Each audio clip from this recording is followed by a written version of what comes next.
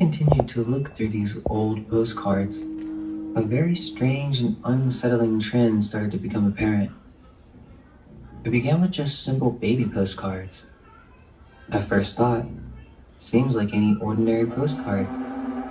But as with the Same Sky postcard mystery, where the author began to see a trend of a variety of postcards, well, there's a category of postcards that deserves its own name and label, but it doesn't seem very well known, as there are no websites or videos explaining this topic.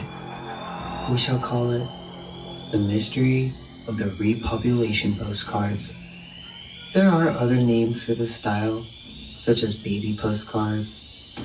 By the end of this video, you'll be shocked at how many of these there are.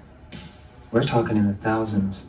We found one reference to what these cards were in a book on Amazon named Babylon, Surreal Babies. Not Babylon. In which the author describes these same peculiar 1900s postcards and how they were deeply influential to many famous artists, including Salvador Dali. Yet, the author even admits that little is known of their history. In order to understand why we've labeled them repopulation postcards, a thorough understanding of resets, tartaria, orphan trains, incubators, asylums, and oddfellows will be necessary. These cards depict babies being grown.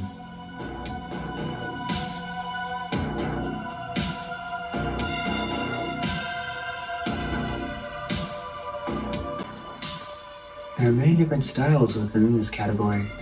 One of the most interesting is the Cabbage Patch Babies, a variety of themes involving growing babies.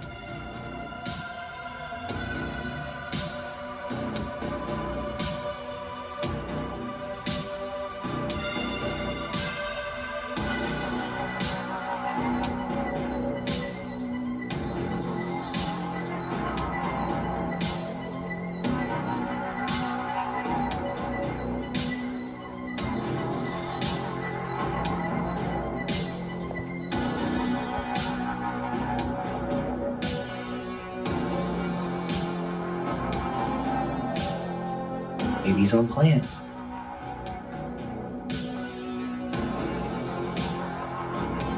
Babies on mushrooms. Babies in the water.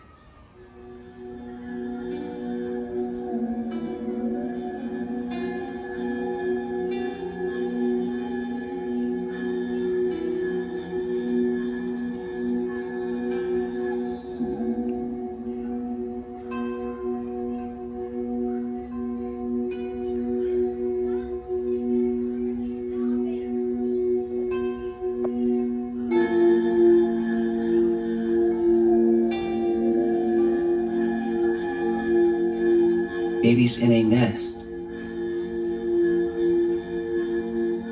Babies in eggs being hatched. Then the babies arrive on the train. Orphan train.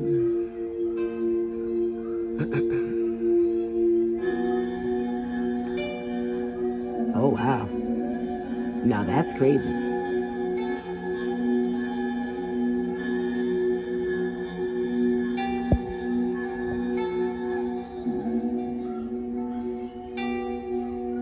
There's something eerie about these photos, as if someone's trying to tell us something. Yeah. We've also got kids in Cabbage Patches. Does this have anything to do with the Cabbage Patch Kids? Yes, it does. So where do babies come from?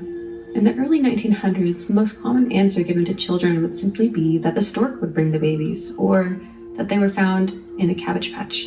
But why would babies be found in cabbage patches? The legend of the Cabbage Patch Kids involves a young boy named Xavier who meets a mystical fairy bunny bee creature, so a hybrid or chimera, and he follows this bunny bee through a secret tunnel behind a waterfall. On the other side of this waterfall, he finds that babies are being produced in a cabbage patch. The stork, known as Colonel Casey, would then come and pick up the babies. He even has his own uniform. So he's a worker, a soldier, as well as the Cabbage Patch Kids' official historian, that would then deliver the babies to their new homes. Not only that, but there's an evil witch named Lavender McDay. She and her weasel and jackrabbit henchmen are literally trying to enslave the Cabbage Patch Kids to be miners to dig for gold in the valley. Uh-oh. You can get all the exposition for the lore and the story through their 10-song album. It goes over how they were created, to the witch, to even a lament about their enslavement. It's pretty dark.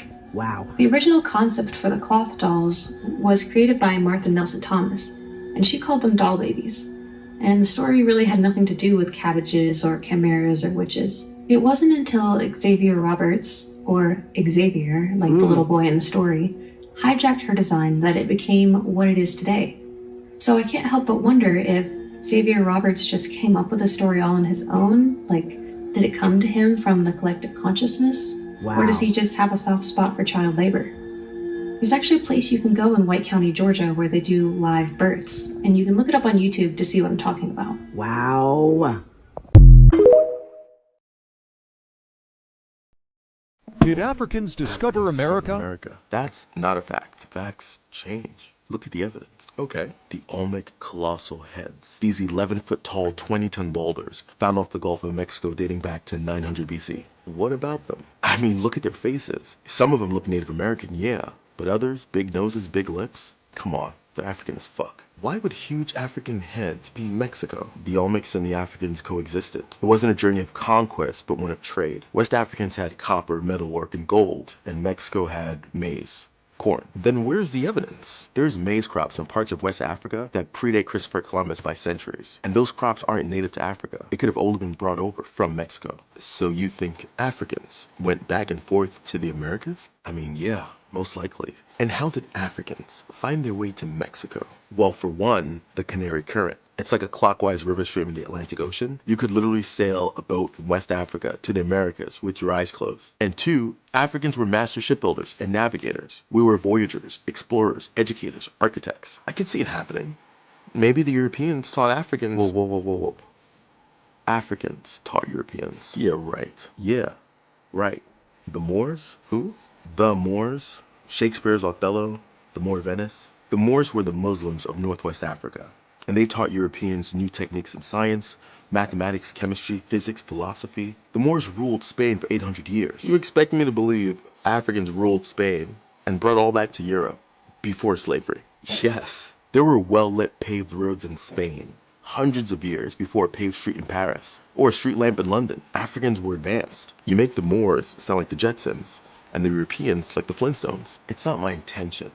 But the Moors designed modern cities and lived in palaces, while Europeans slept in barns alongside their animals. That's disgusting. The Moors taught Europeans hygiene, music, fashion, chess, three-course meals, tablecloths. Many of the things you attribute to Europe being advanced and civilized were taught to them by Africans. Okay, tie this back to Africans discovering America? Oh, wait. Do I even have to? With everything you just heard, could you not see how it's possible for an advanced people to journey to the Americas while Europe was literally still in the Dark Ages? There must be another eyewitness besides the Africans. Yes. Christopher Columbus wrote in his journal how Native Americans confirmed that black-skinned people came from the southeast on big boats, trading in gold-tipped spears, long before he arrived. If this is so concrete, how come it isn't common knowledge in history books? Well, whoever controls the past controls the future, right? Why can't we just look to the future? Why is the past so important to you? Let's say from the day you were born up until last week, I erased your memory. All your experiences, everything you know to have been your existence, gone. How would you feel? I mean, I'd be lost. Afraid. Because you can't plan for your future without knowing your past. That's why history is so important. And you want everyone to know this. Could you imagine?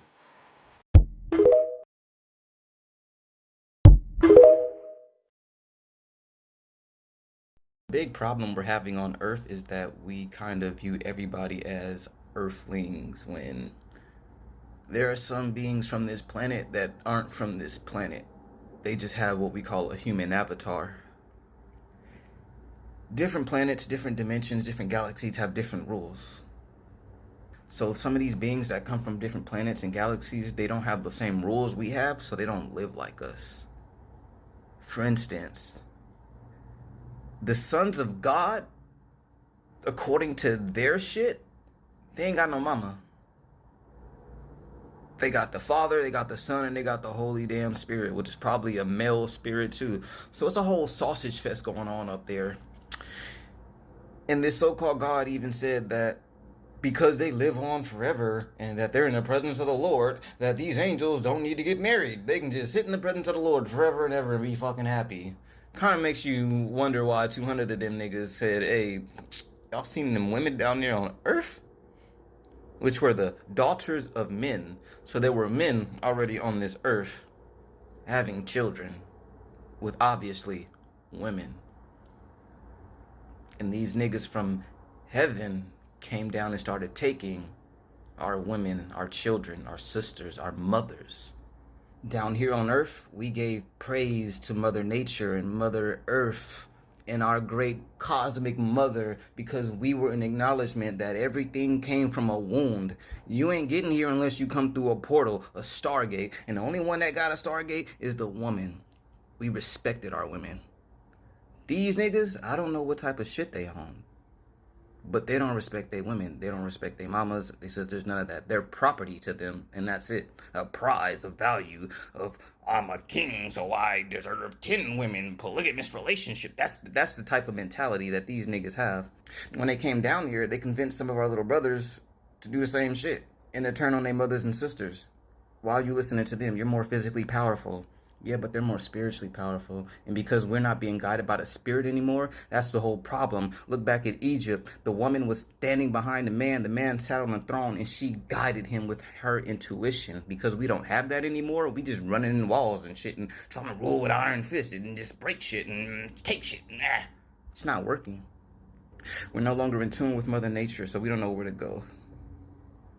We don't know when to dig for certain things, so we're just taking all the gold during all the seasons, and she ready to quake and shake up everybody off this motherfucker. Because even her children are acting like these enemies, these foreign entities that don't come from this motherfucking planet. And you know it because they don't vibe like us. They don't vibe on our level. They don't care about their parents. We don't just love our father. We love our father and our mother, nigga. I don't want to be in no fucking all-male heaven. No, I'm good. Don't you tell my mama or my daughter that they can't speak or teach. Nigga, who are you? We came from them. They were here first. Why would they not be able to teach? I don't know what y'all niggas on, but we ain't on that shit here. So the problem is that we think that everyone we looking at is us. They not.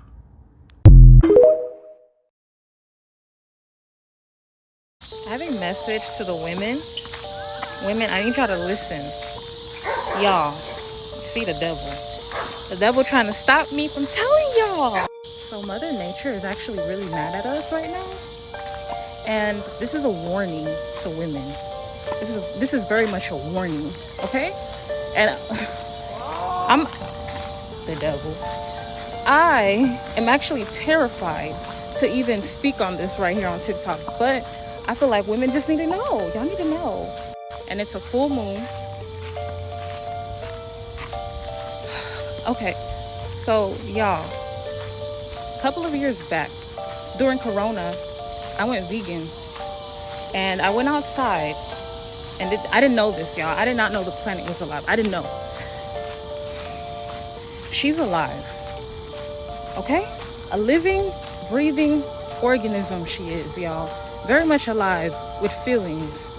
Mother Nature is mad. And you know what she showed me? You know what she showed me? I asked her to show me how she's feeling. Y'all, one thing about Mother Nature, y'all. Mother Nature vibrates so high. She don't talk. She doesn't talk the way we talk. She don't do that. It's telekinesis. She talks to you with a mind, y'all.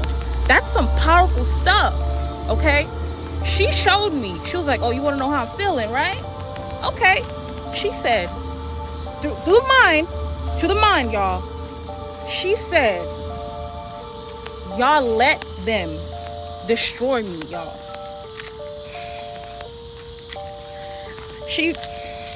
She showed me animals in the ocean floating on top of the ocean from pollution.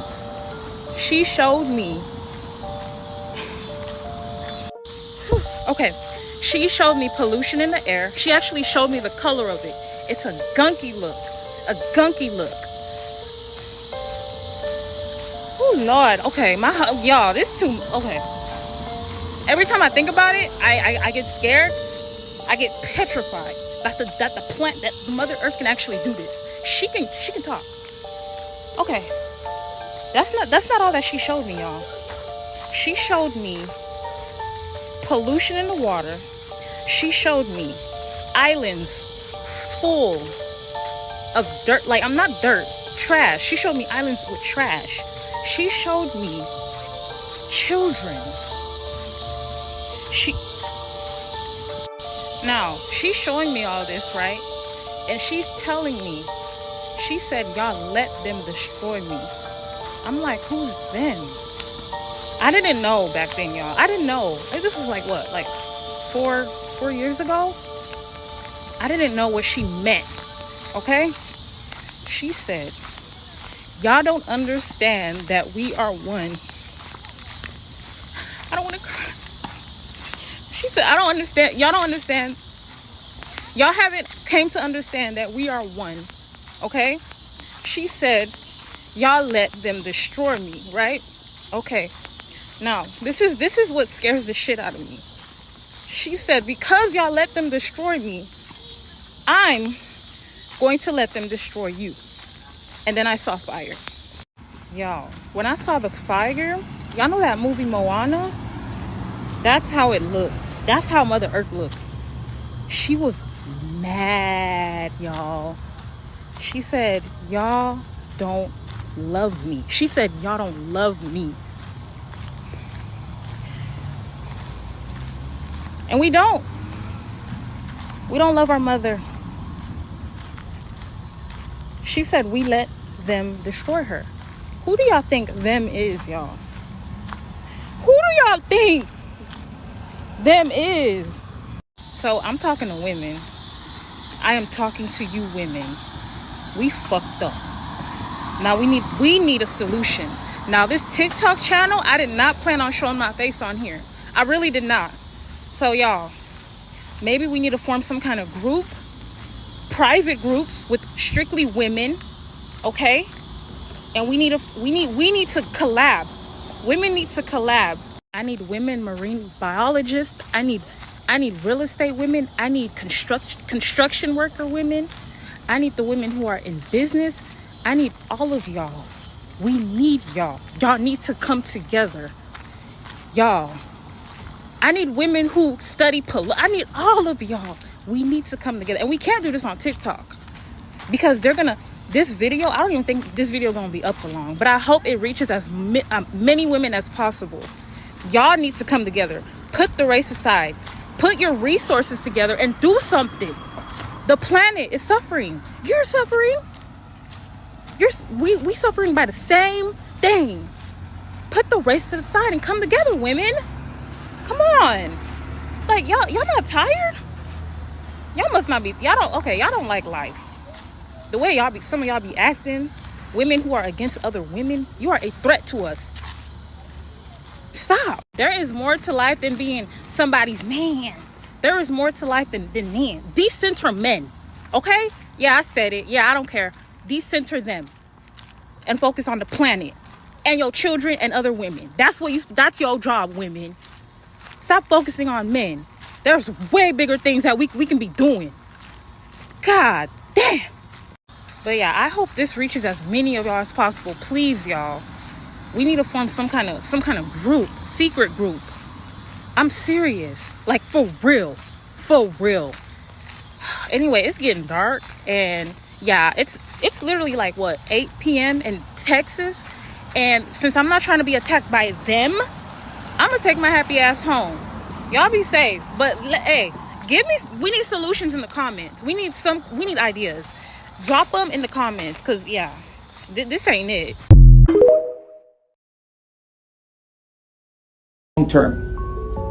Long term,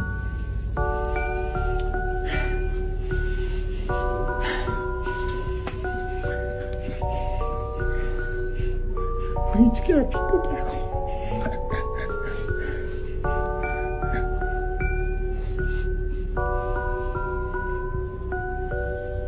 I just came from a meeting run by the governor. All these developers We're talking about, forget the permit process. We're gonna build homes, not in Lahaina, and make these homes available. You know what the truth of that is? They like fast track their development, and they're not fucking helping the people over here. There was not one conversation in this meeting about the people. Every conversation that was had, every developer that came up there and talked about what they could offer was about getting rid of the permits so that they can steal water from our streams, they can fucking fast track westernization development, and forget about the culture and place. That's gonna be our hardest journey in this long road to recovery. That's profanity, and every word that's considered profanity is an actual regular word in their goddamn dictionary. A curse you, you say good morning. Now I just curse you because I told you a good morning. And morning only mean one motherfucking thing. To mourn as in bad energy. Bad energy. So if you walk up to me and you say good morning, you wishing me a bad motherfucking day, and I just might uppercut the shit out your ass. See what I'm saying? And if I don't uppercut you, I'm gonna give you a raw ass energy to make you be like, damn, what I say. Now don't come over here spell casting around me. And when you understand the power of words, you will take this shit out your dictionary. When I took HAT out my dictionary, and I took motherfucking like words like morning out my dictionary. If you're seeing this, you're gonna want to stick around till the end.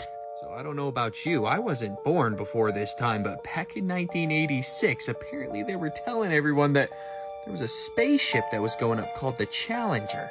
It launched, and 73 seconds into the launch, this happened. Killing all 7 astronauts aboard. Here's just the basic Wikipedia page they'll give you if you search for it so you can read this. Pause. But the more I looked into this spaceship and this explosion, the more questions I had.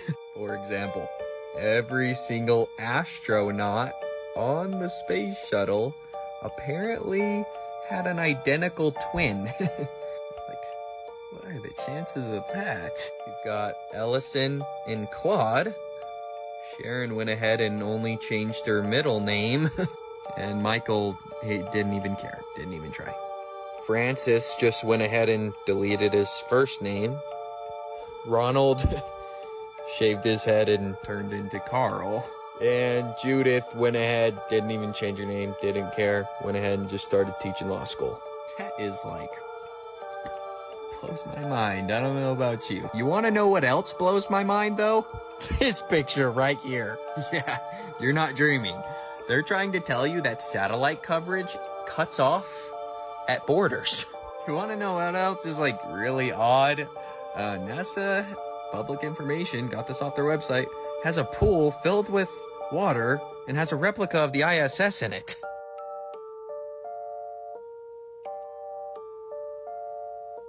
And if you didn't know, the father of NASA, Wernher von Braun himself, left us a little hint on his gravestone. Psalms 19:1. The heavens declare the glory of God, and the firmament showeth his handiwork. Why would a guy that made a bunch of rockets and went to space talk about the firmament on his headstone? If you want to hear a ton of truth, though, you're going to have to check out my podcast. Link in my bio. Top button. I did one episode on the heliocentric model and how it might not make as much sense as you thought. And dinosaurs should be uploaded today. Probably right now. Go check it out.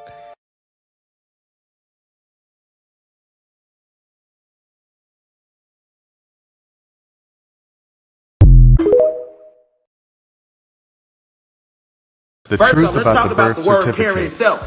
Do you know why it's called a parent? Because your ass is paying rent, nigga. When your child comes in, you let the United States government or whatever country you live in steal your baby because they make you sign a birth certificate. The birth certificate is only a receipt to them.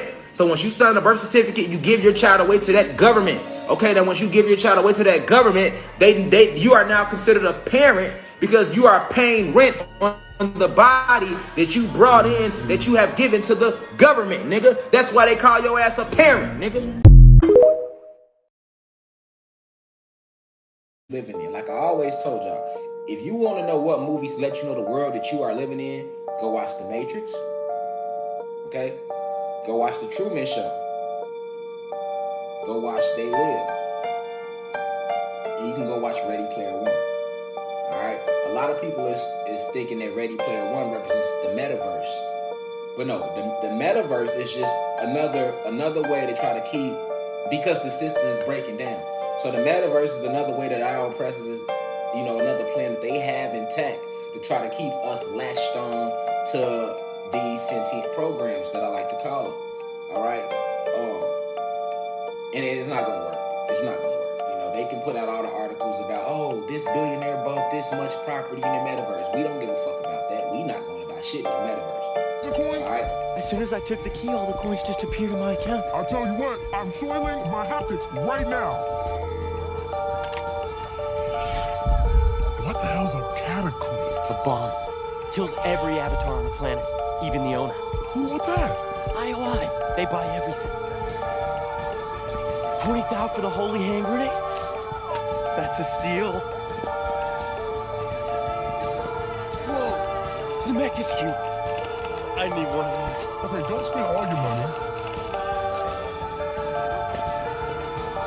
X1 haptic boot suit.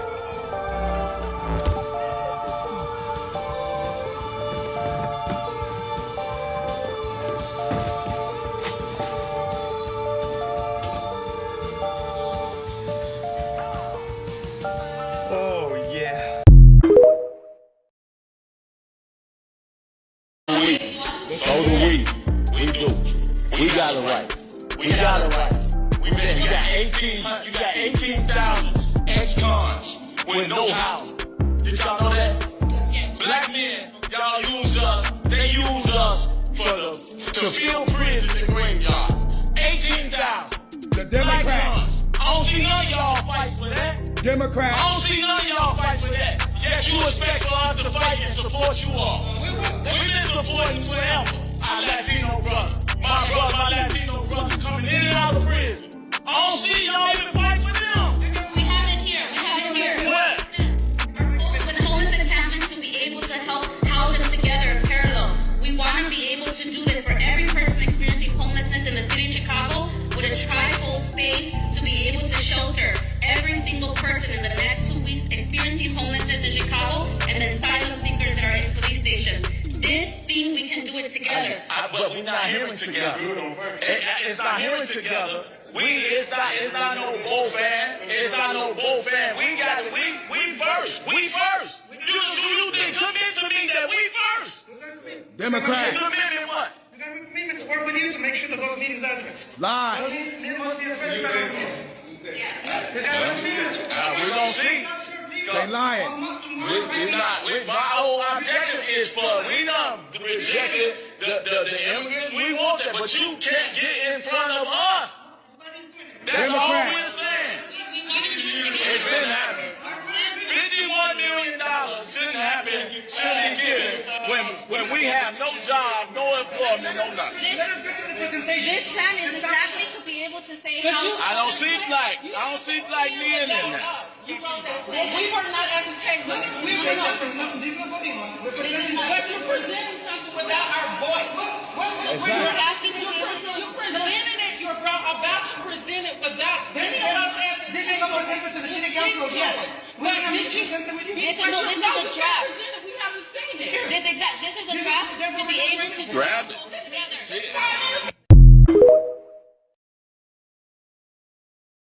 The male was the original hoe, and women wasn't loving these hoes. Let me be clear. This is about to become a Pastor P page. Because she keeps coming up on my fight, and everything she's saying is right. She goes on to explain.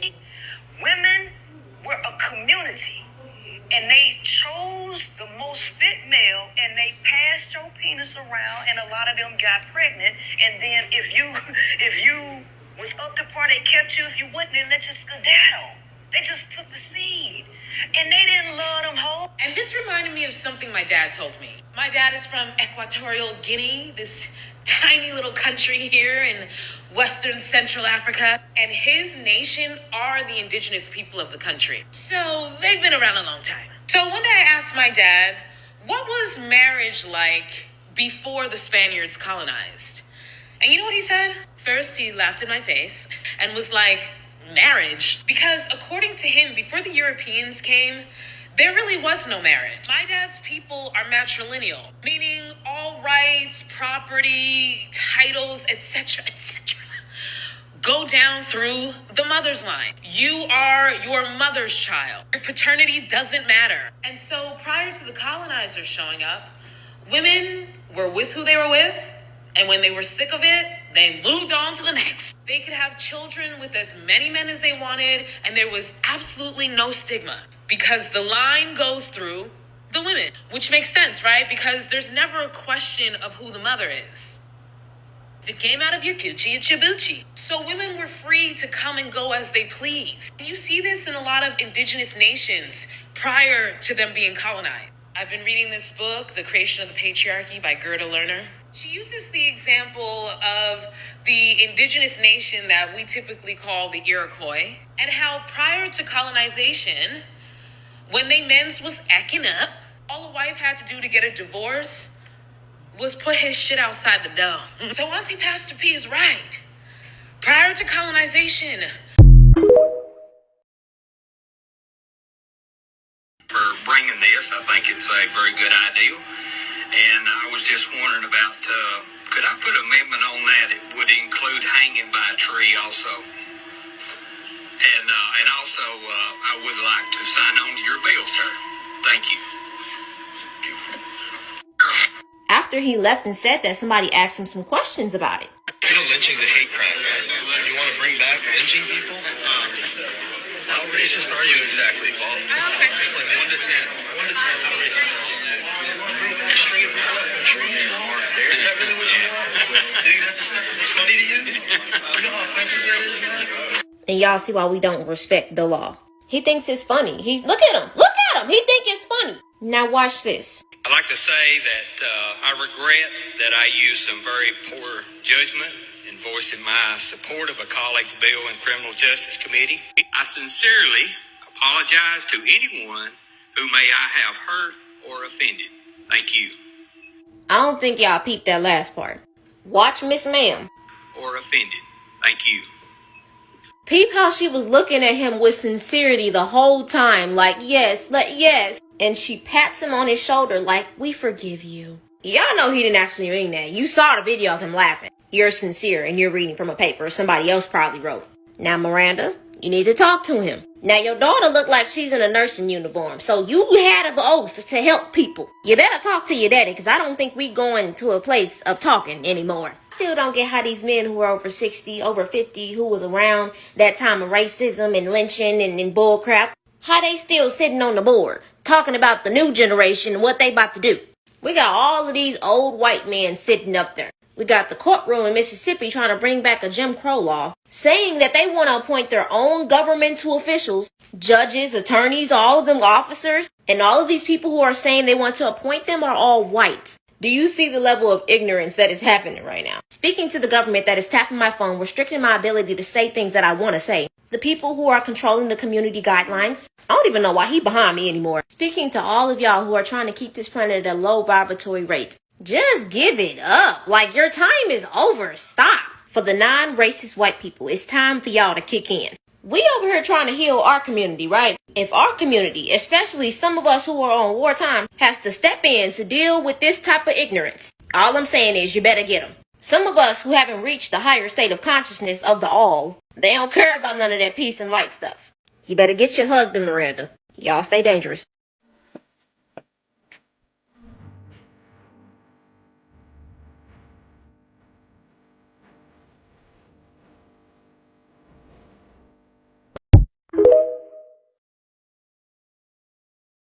Krishan Rock's sister. First of all, Krishan is back with Blue, kissing all on Blue. He talking, she looking geeked up. He fucking her rolling bush. What they call it? Bushwick? The seeds of the weed. Fucking baby brain cells ain't growing. What the fuck? You know what I'm saying? We finna get real deep. It's gonna get real sticky right now. I know y'all gonna probably have some issues with what I'm about to say, okay? There's a story that's been going around pertaining to Krishan's sister, Tasheki. Is that what her name is? We're gonna call her TT. Really egregious allegations made against the entire family. Now, one of the nephews or the cousins came out and we got the video, him, okay, and I've had conversations with him, said that he was molested by 5 family members, and Tashika, Krishan's sister, this one in the picture, was one of the ones and the main ones that molested him when he was a child. And this apparently started when they were under the age of 10. Wrote this video from the nephew. I ain't no ugly nigga or nothing. I ain't want to see no shit like that. That's tarnishing my name. It's making me look bad. Oh, that nigga ill. He been molested. He been... Come on now. I came out with that shit because them motherfuckers was lying about it the whole fucking life. And they just going around in life like shit was sweet. Like, oh, yeah, we can molest this nigga. We can torture him. And we can just walk off. Hey, Krishan had nothing to do with that shit. That's my aunt. She was one of the golden child. She was one of the few that didn't touch me, that didn't hurt me. And that's why God blessed her ass. And that's why she's up there. And that's why she gonna stay the fuck up there. Krishan Rock was a baby, bro. She was a baby, bro. She was the youngest one, bro. Tashika is 35. Yeah, the one that molested is older. But the ones that got touched was young. we the ones that was young. Y'all want facts? But there you go. Stop playing with me, boy. I don't play like that. I'm a grown-ass man. All right. I told you, viewer discretion is advised. I got a call from someone who's close to the entire family. Now, Tashiki, this is a horrible situation. And I really do pray for that young man because, you know, when we're violated at such an early age sexually, it does have adverse effects on us. And it lasts a lifetime, especially if you don't have the resources to get the kind of help and the counseling that you need. However, we have to look at the bigger scope. Krishan's mom had a dozen kids. All of them were either misplaced in foster homes, living with aunts, living with uncles, living with the grandmother. Grandmother is working. Kids are raising themselves. And you're talking about in one of the poorest cities, drug-infested cities in the world, Baltimore. Now, Tasheki is not old. She's not much older than that young man that was in that video. I want us to look at the bigger picture here. And they were all around the same age. They were all raising themselves. Why Krishan's mom was, you know, on dope, and they don't tell her where the dad was, and the grandmother's trying to do the best that she can. And when children do not have parental guides and they're moved from house to house, and then they're using sex, being raised in the worst part of fucking Baltimore around drugs and sex and things like that, they mimic what they see. When you have young children that are within the same age range, sharing beds with boys and girls and cousins and brothers and sisters, and they don't have parental guidance, they're not being told to go to school, mom's on crack, dad ain't nowhere to be found, grandmother don't have a clue as to what's going on, they're in there doing things that they should not be doing because there's no parent around. So I'm not going to sit up here and blame Tasheki or say, lock her up, because she was a child too. It wasn't like she was 17 years old fucking on a 9-year-old. They were all around the same age having sex with each other. He was 8. She was like almost turning 10 or 11. She was a fucking child. All of them don't have a mother around, a father. They're raising themselves. And when you have children using sex as a way to get people to do dishes, well, I'll do this for you if you do dishes so I can go outside and play. That's some West Virginia type incest shit. Like, y'all have to understand, this is what poverty looks like. The only person we blame here are the folks that was out there smoking dope. I just can't bring it in my heart to blame any of these women for any of the decisions that they making, because that's all they know. They're repeating the shit that they was taught. Now, what they do now Yes. But we're talking about somebody that stopped when she was 13 years old. They stopped having sex with each other when they was 13. She got 2 children of her own, Tasheki. She got a baby daddy that she's been with for 10 years. He don't have a social media. Y'all be too quick to judge situations instead of looking at the entire situation. And I hate to end it on this heavy note. Don't forget to get y'all goddamn tickets to our October 20th show in Miami, okay? Peace, this your host, Selah Shalom, and I'm here today with the Israelite sister, and she's going to share her testimony about a family member in the South, I'll just leave it at that, in the South, where, was he a great-grandmother? Great-aunt. A great-aunt, a black woman, killed, dead, a reptilian. Now, some may be in disbelief of the whole reptilian agenda. Some people may not believe it. Some people think it's a myth, and while others think it's real. But here we have from our own community, an Israelite sister, not somebody from the Gentile nation or outside, but somebody within the community. And as Israelites, we wouldn't make up stories to one another about something like this. So she's going to go and give her account of what her great aunt experienced in the 50s when this event took place. And you can go ahead and start. Okay, my great aunt relayed this story to me. It was in the late 80s, and my mom and I had gone to visit her to check on her and see how she was doing.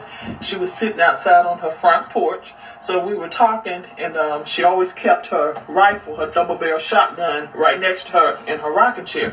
My mother was joking with her about the gun, and she said, yeah, I always keep my gun with me because something happened way back a long time ago. And she said, I'm going to tell y'all this story. And she said, it's God, as she called him, is my witness. I swear for God, I'm not lying. So she said it was back in the 50s.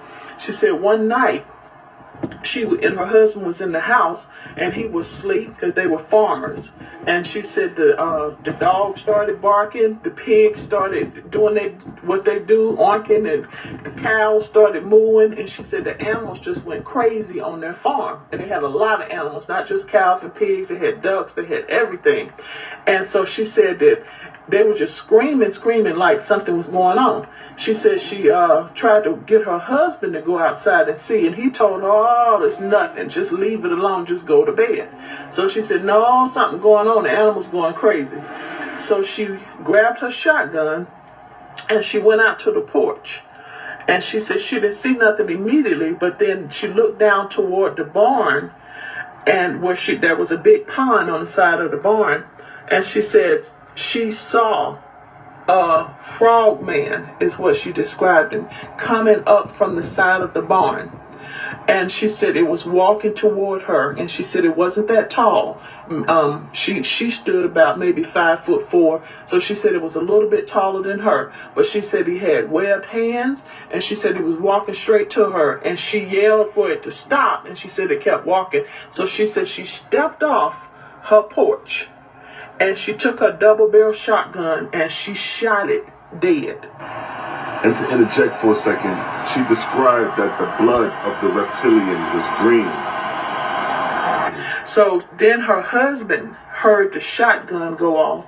He came outside. Now, they were elderly at this point, because in the 80s, when she was relaying this story, I think she was in her 80s at that point. So it was early 50s.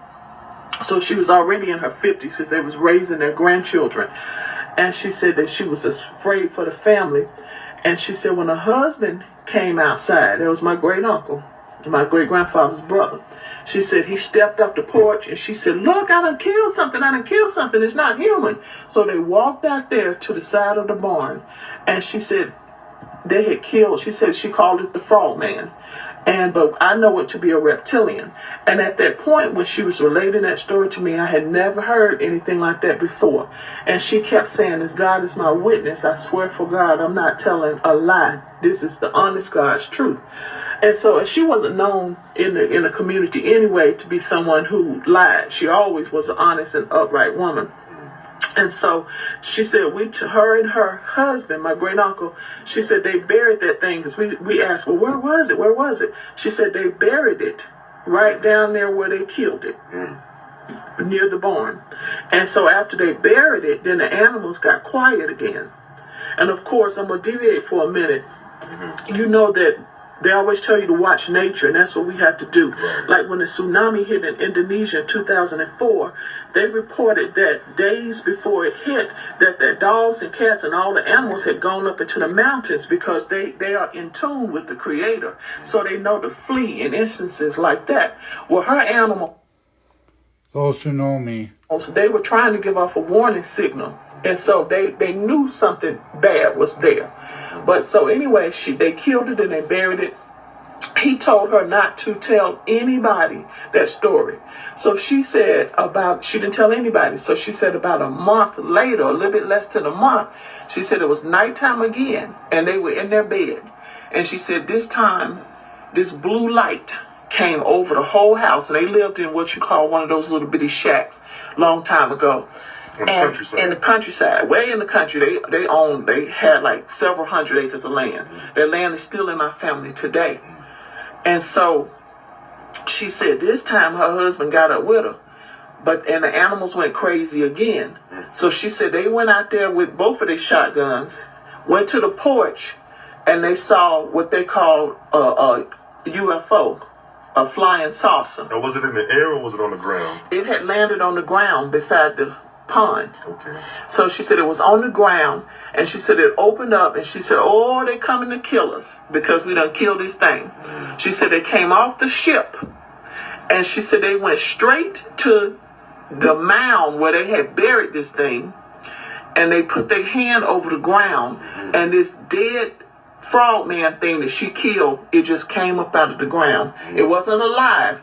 It was flat and it was dead. But they took that thing and they put it on the ship. Then she said they went over to the pond and they raised up their hands and a spaceship came out of their pond. Now their pond was bigger than a regular sized pond. It was almost the size of like a small lake. But she said it had flown. That's how he had, I guess, got there. It had flown into the bottom of the lake. And if any of you all keep up with some of the stories that other countries recount about the UFOs, they'll tell you that some people, especially over China and the Asian areas, spot them with their spaceships coming up out of the deep water. So they got the spaceship out of the water, and she said, and they looked at them, didn't do anything, didn't say anything, didn't come toward them, got back on the ship and zoomed. With that being said, I live right next to Lake Michigan and Lake Huron. I'm surrounded by all the big lakes. I see them all the time. Back into the sky. And she said for the longest she didn't tell anybody. She said, but she told. Sorry about that. Thing didn't say anything, didn't come toward them. Got back on the ship and zoomed back into the sky. And she said for the longest she didn't tell anybody. She said, but she told a couple people later on that said she was crazy. So she was just telling my mom and I that. You know that? You're crazy. You're crazy. That's all we ever heard. Especially that. To let us know that that's why she always kept her double-barrel shotgun right next to her. Even she said, when I go to the chicken coop, anywhere, I always, because I don't know if they ever going to come back. And that's what she said. What an amazing story. A real-life testimony of an Israelite sister whose family member have come in contact with what we know today as a reptilian and killed it in the 50s, buried it. They came back and got the body and the UFO and left. And this is in the 50s, not too far right after the Roswell incident. Just to put that out there. So with that, I'd like to say peace and blessings and catch you on the next documentary. Shalom. One thing about about life is you get what you give. You know, like if you don't give nothing, you won't have nothing. See, the reason I have a lot is because I give a lot. You know, we actually finna do a $1,000 Cash App giveaway today. You know what I'm saying? I got a whole team I'm putting together right now to try to help open the doors for them to do their thing. You know, so that's what you gotta understand about this thing we call life. You know, money isn't everything. You know, money is used to control us. We have a money system. But until y'all ready to war and tear this bitch down to the ground, money gonna be there. Period. And long as there's money there, you're gonna need it. You're gonna need it in their system. Also, when you on a high frequency, money represents that as well. Like, long as you're not moving negative, most people that are successful in anything they do, you know what I'm saying, come from nothing to something. It's like, I'm independent, self-made, straight out the mud. Even the music, all self-independence, all straight out the mud, right? You all looking at it, you know what I'm saying, in real life time. One thing about individuals like that, you know what I'm saying, is because they give a lot. They on a high frequency. I'm giving information. I get the most important thing I get to my people every day is information. You know what I'm saying? And I give money too, you know what I'm saying? I have a great soul. I'm a good spiritual individual. Who's killing all the people in the Bible? I give you a hint. It ain't Satan.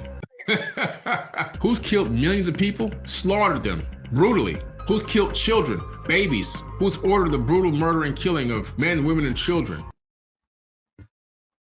It's not Satan.